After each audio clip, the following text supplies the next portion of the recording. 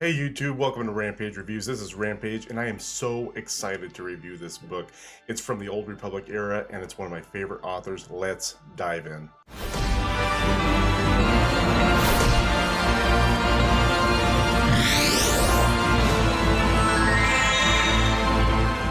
So the book that we're reviewing today is Star Wars: The Old Republic Annihilation. It takes place about 3,650 years before the Battle of Yavin, same time as the other Old Republic books. It was a great read. I really enjoyed it. One of my favorite authors, Drew Karpyshyn. He also wrote the Darth Bane trilogy, if you're familiar. A lot of people's favorite trilogy, a lot of people's favorite books. The way this book starts out is it has a prologue, a very short prologue with Theron Shan. I don't know if you remember this character, but she was the Jedi Grand Master around this time. And she's in a cave with another Jedi Master. His name is Nani Zo.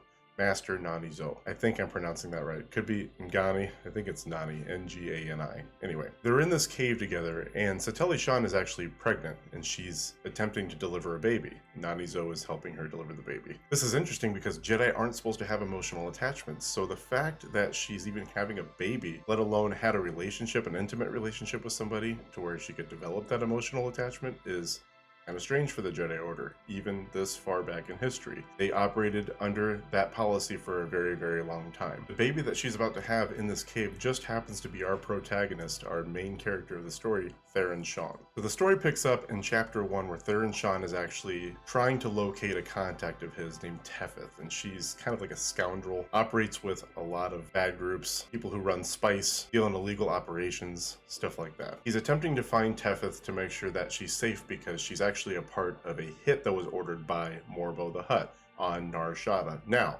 if you recognize the name Nar Shaddaa, then you're also a big fan of the games, the Star Wars games like I am, which is the planet that Kyle Katarn actually started off on. Don't know if you remember that game. Great game at the time. A little bit dated now. That's dating me quite a bit. Anyway, so he's on Nar Shaddaa trying to find Tefeth, who's a part of this hit job, and she's actually a target of the hit job.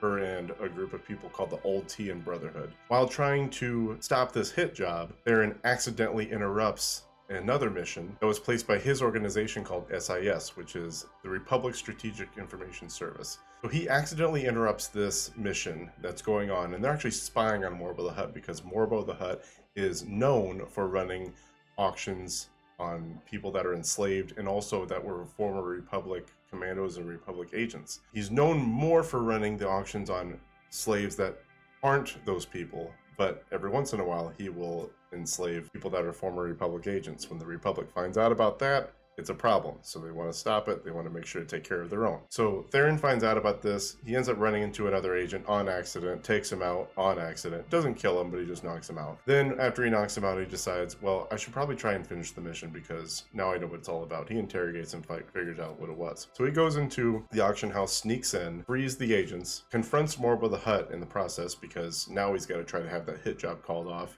on Tefeth, his friend. He asked Morbo the Hutt if he would call off the hit. Well, Morbo's like, well, Tefeth's already in the hangar with her group and my hitmen are already out there about to take care of the job, so you got to go take care of it yourself. It's like, crap. So then he goes to the hangar on Nar Shaddaa, hangar 7 I think it was. The hitmen are there trying to take out the group. They get into a firefight. Theron actually takes out another agent that's aiming for him and helps her out a little bit. All in all, they get out of the situation. Tefeth leaves with her group. Theron leaves to go back to SIS. He gets debriefed. His director, Marcus Tramp, doesn't really trust Theron's methods, but he respects him as an agent, and Theron produces results, and that's all you could really hope for. Eventually, the Supreme Commander, the director, Theron, and then also a Jedi Master meet up together to talk about a mission that they have to initiate to take out a large threat. The threat is a ship that is piloted by a Sith Lord named Carid, Darth Carid, and she works for the Empire, obviously.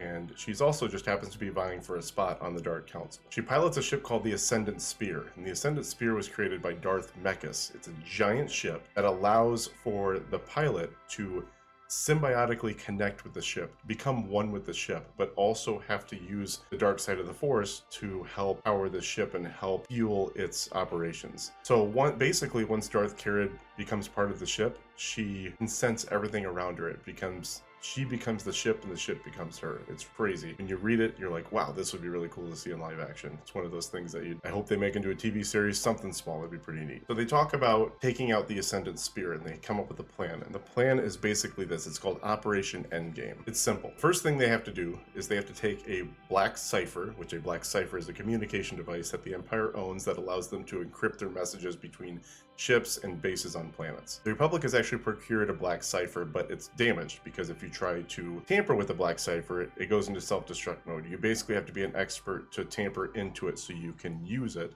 to listen in on messages that the Empire is sending. It just so happens that SIS and Theron learn how to do this, and they're tasked with tampering with the black cipher that they find to do just that. So they have to go to a planet called Zeost, and there's a black cipher on this planet. They have to take their damaged black cipher and replace it with the working one and take the working one. The way they're going to do this is they're going to set up an assassination attempt. During this assassination attempt, they're going to set up explosives, and they're going to act like they're trying to take out the leader of that base. But instead of taking out that leader, what they're trying to do is stage it like they're trying to take out the leader, which then takes out the black cipher by accident. They're successful. The leader actually finds the black cipher, discovers that it's damaged, not knowing it's the fake damaged one that they replaced. So SIS gets this new cipher. Theron works on it to try to tamper with it so he can use it to listen into the Empire's messaging between each other. The next thing they need to do is they need to find out by listening to the black cipher when the Ascendant Spear is going to be docking next, because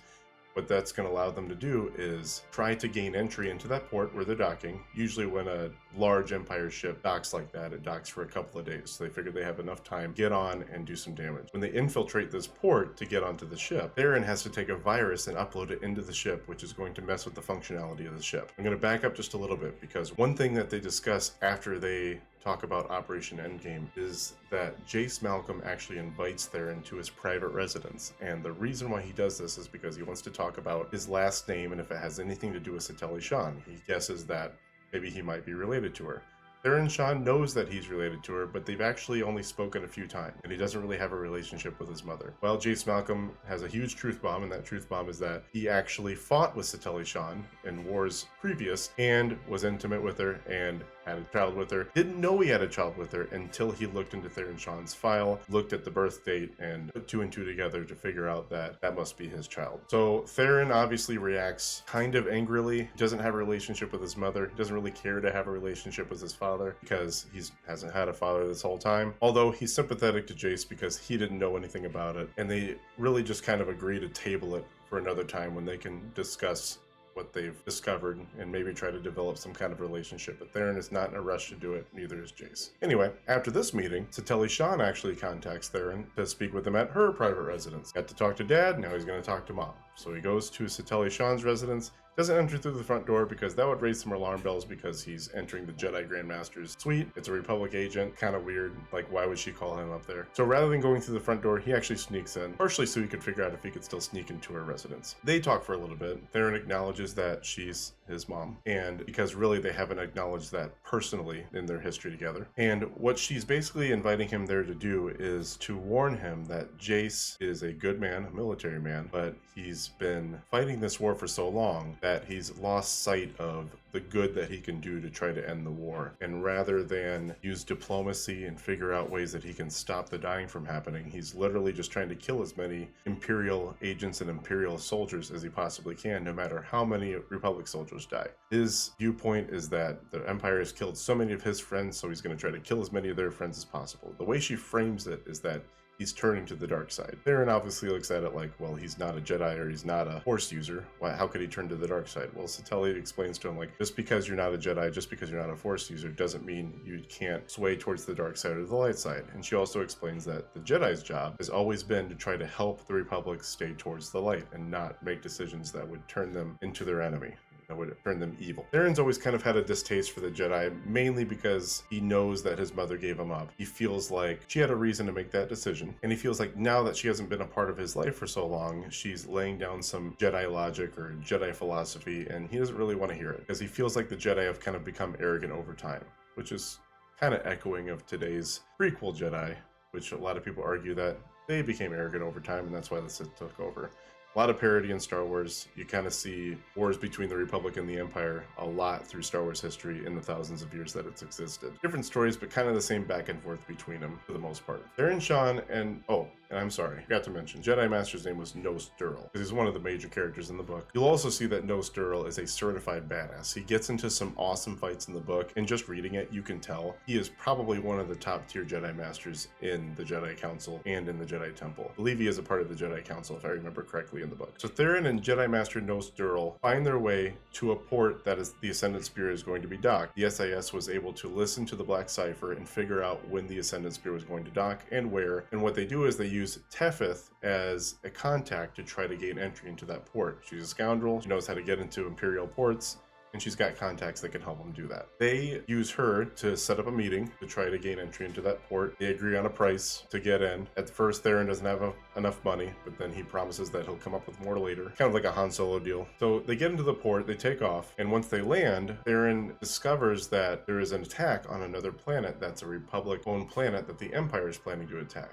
And it's actually a very important strategic point for them. Well, the Empire is attacking them, and they actually sought a victory at this planet. Well, the Republic was late to show up to it, and they actually lost that battle. Theron hears this on a TV because it's propaganda that the Empire plays and try to keep them updated with the battles that the Empire is fighting. Once he figures this out, he thinks, wait, they're listening to the Black Cipher. How would they not know that that was going to happen? So immediately he calls his director and he says, hey, what's going on? Why did we lose this battle? We know what's going on. We can listen to everything they're doing. We have the Black Cipher. Actually, he talks to the Supreme Commander. He gets wired straight to him. Jace talks to him and says, well, yeah, we knew that was happening, but we didn't want to show up too early because then they would know we're listening to him. Immediately, Theron realizes that his mom was right. He sacrificed the lives of a lot of the people on that planet just so he could not tip off the Empire to try to win the war. He was doing some dangerous things at all costs to try to win this war. So immediately he's angry that it happened, but he also decides that there's another way that they can try to take down the Ascendant Spear. So the next plan they come up with, and it's on the fly, they tell Tefith that she has to leave, talk to Satele Shan, and convince the Republic to take every fleet that they can come up with and meet them at this other planet that the Empire is about to attack. What'll happen is they're hoping that when they get aboard the Ascendant Spear, that Master Nose Durrell is going to talk to Darth Carid. By the way, missed this point earlier, Darth Carid was his former apprentice. It used to be called Kana Tarid, so Kana Tarid, Darth Carid kind of goes together. He feels like he can confront her and convince her to join this battle. And when they do that, Theron Shan is going to upload the virus into the ship, mess with the functionality of the ship, and once they arrive at the battle, the entire Republic fleet will be there to try to take down the Ascendant Spear. Well, Theron logs into the ship. By the way, he has cybernetic implants. Don't know if I mentioned that before. He logs himself into the ship, connects to the ship, and he discovers that this ship is incredibly complex. There's virtually no way that a little virus that he's going to upload is going to take down the ship. So instead of doing that, he decides to stay logged in, and he logs in a bunch of fail-safes to try to mess with the functionality of it. He knows that Darth Carid is going to be connecting herself to the ship and going to be taking down all of these little traps that he sets up for her in real time. So he's trying to just stay one step ahead of her so he can try to make her slip up somewhere to where the Republic fleet can take her down at that battle. Nose Durrell gets into a fight with a couple of Sith apprentices as well as Darth Carid, and he actually puts up a crazy fight. If you read it,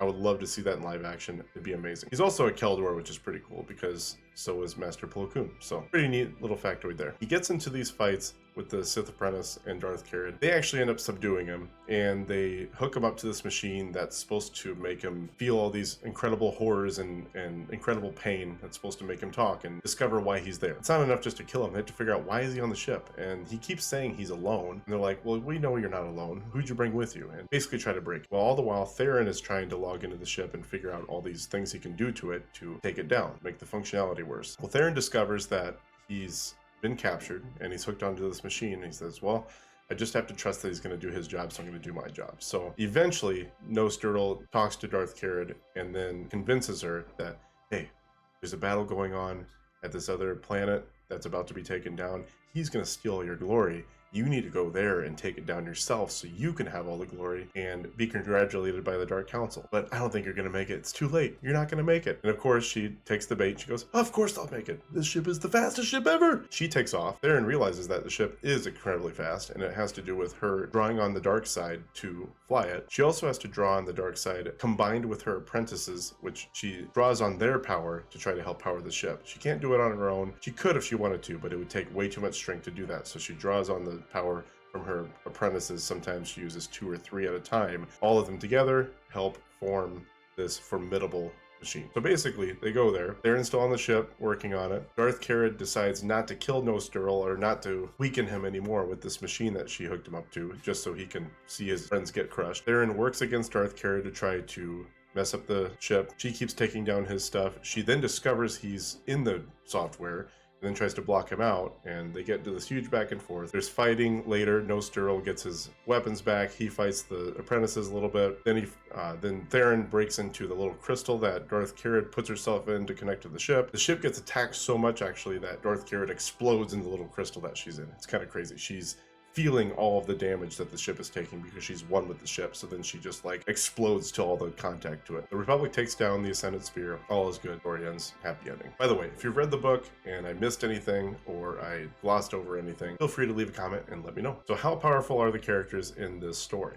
Well, there's only a few characters that you really get to see how powerful they are. If we're talking about Jedi and Sith, there's only one Jedi that really displays any sort of power, and that's Master Nosturl, the Jedi Master that fights on the Ascendant Spear with Darth Carid and the other apprentices. And he displays a lot of different power. To break onto the ship, he actually pretends to be a Sith Lord, and then he employs a Force choke on one of the officers to convince him, like, I don't need to be talked down to by a peon. When a Sith Lord talks to you, you let him through, or something like that. So he's totally convincing, gets onto the ship, and when he's fighting, he uses lightsaber throws, like a boomerang, it comes back to him. He is well versed in several forms of lightsaber combat. They almost cycle through every lightsaber form that's learned, 1 through 7. And just the fact that he knows how to employ these lightsaber forms fluidly within combat is really impressive. We don't really hear of any other Jedi doing that in the movies. Obviously, they don't allude to it. I've yet to read the novelization of the movies, so maybe we'll see some of that later. So all in all, Master Nosturl, I would have to compare him to, say, like a Mace Windu. I think he's that strong. He's obviously not a Jedi Grand Master, but Mace Windu,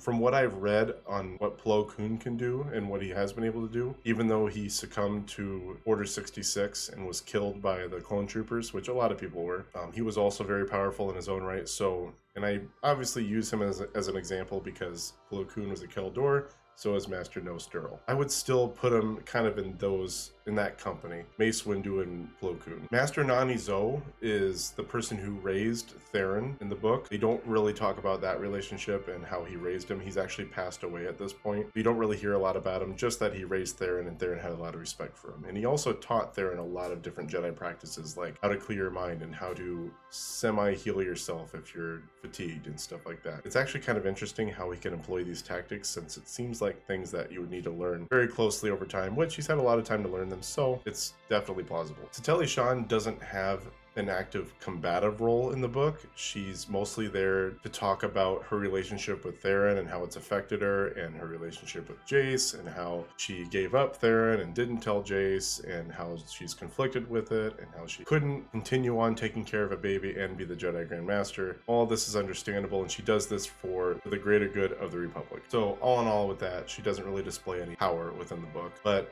she's still a pretty powerful Jedi in her own right, as we've seen in other books. There's several Sith Lords in the book. The one that gets the most attention is Darth Carid, because she captains the Ascendant Spear, obviously. The Dark Council's senior ranking member is Darth Marr, and he holds a lot of respect with the Council. One thing that the Empire was trying to do during this time was try to be more accepting of other species and people from other planets to be a part of the Empire and a part of their senior ranks. One thing that the Empire is guilty of is being prejudiced towards people who aren't human and who aren't Sith, especially the Sith Lords themselves. One example of that is Darth Carid is actually a Falleen, which is like a humanoid-like person that's got like green skin, almost kind of looks like an orc in a way, sort of. Although they describe her as beautiful in the book, so maybe not like an orc, but has green skin and is humanoid in a way. Because she's not human, the Council actually uses that as a reason not to bring her on to the Dark Council, and they want to try to promote somebody else that they felt would be better suited for the position. So Darth Maul actually has to defend Darth Carrot on a lot of fronts because that's his favorite, and she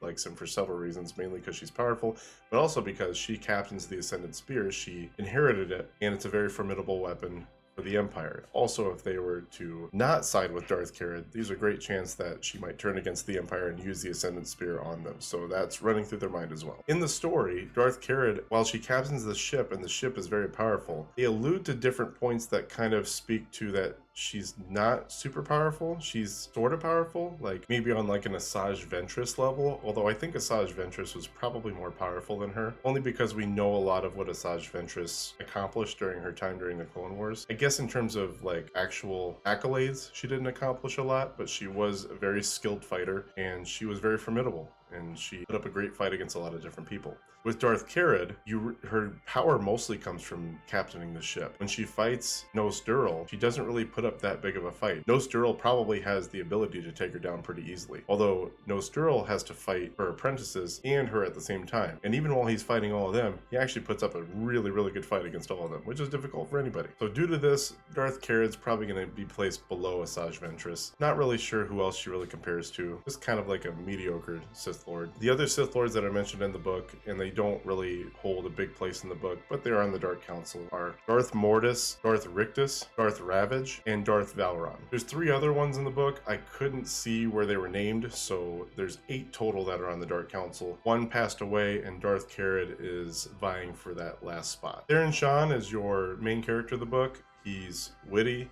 He's really smart, he's a good agent, he's a good fighter, there's a lot of good things to say about him, and he's an all-around good main character. I really enjoyed reading about him, and he had some really good dialogue in the book as well. Also, he's got the cybernetic implants, which allowed him to do a lot of different things in the book, and it's really cool to read. Marcus Trant is the SIS director. He's Theron's immediate superior. He's a very no-nonsense person that doesn't really trust Theron's methods, but he respects him as an agent, and you see that throughout the book. I would probably, and this isn't a Star Wars reference, I would probably put him as like a James Rhodes character, War Machine from the Avengers, only because I can't really think of a Star Wars character that really compares to Marcus Trant. Jace Malcolm is the Supreme Commander of the Republic Army. He's also father to Theron, who you find out later. Also, no-nonsense military guy, loyal to the Republic, but will do anything at all costs to help the Republic.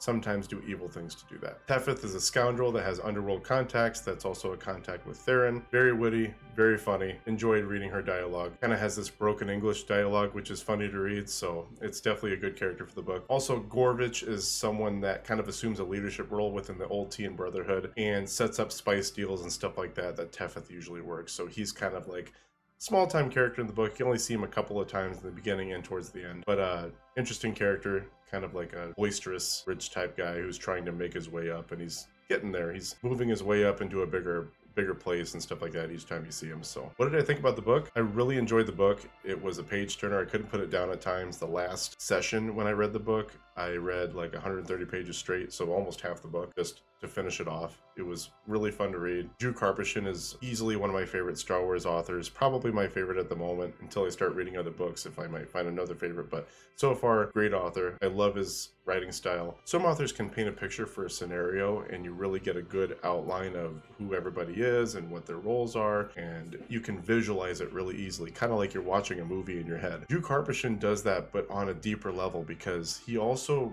brings you into their thought process into everything and how they react to everything emotionally. So you really become attached to the characters in that way, because every single thing they do, find out how everybody feels about almost every action. And it really brings you into the characters and makes you care about them in a different way. And that's what draws me to the book the most. Like, I'm always reading to see how everybody reacts to every single situation. So that really made it a fun read. And the last question, can it be canon? Well, a lot of the Old Republic books I think could be canon, and I think there's probably a strong desire for them to be canon because of the game and because people like that time period, because it's so far away from the Skywalker saga that it's kind of like a refreshing take on Star Wars. Plus you have Darth Revan during that time, which I know is a big fan. A lot of people are fans of that character. So can it be canon? Sure it could. Will it be? We have yet to see. As I said before, Dave Filoni, he likes to pull things out of a hat, so sometimes he brings in things that people enjoy. We have yet to see if he's going to do that with the Old Republic. What they do like to do is they like to tie things into current canon stuff, and that would be really hard to do with something that takes place 3,600 years before the Battle of Yavin. So chances are kind of slim, might be kind of like a standalone project at some point. It's kind of why they created the High Republic, to give like a fresh take. The High Republic can also